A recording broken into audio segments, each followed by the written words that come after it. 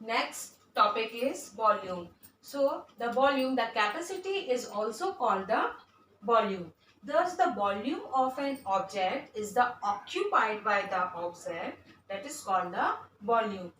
Here volume means the shape of the 3D shape. 3D shape, it means the three-dimensional shape.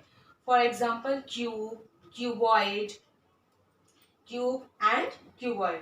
So the unit of volume, and the unit of volume is cubic centimeter, or it is written as centimeter cube. This sign, the power of 3 is called the cubic, or meter cube, centimeter cube, or any other unit you have given.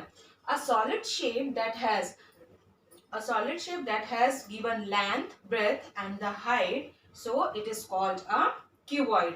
Here we draw the shape of cuboid. This is the length. Length is denoted by L. This is the breadth and the height. The example of cuboid is your classroom, your room, study room. So these and the shoe pad. So these are the examples of cuboid.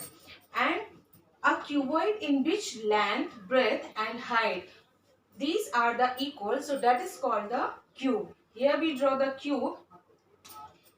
Here it is the example of dice. Dice is the example of the cube. So the all sides, this is the length, breadth and the height, all are the equal, 1 centimeter, 1 centimeter and 1 centimeter.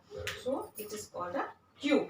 Volume of cuboid. The formula of volume of cuboid equal to length into breadth into height, and the volume of cube equal to side into side into side, because length equal breadth equal to height equal to side.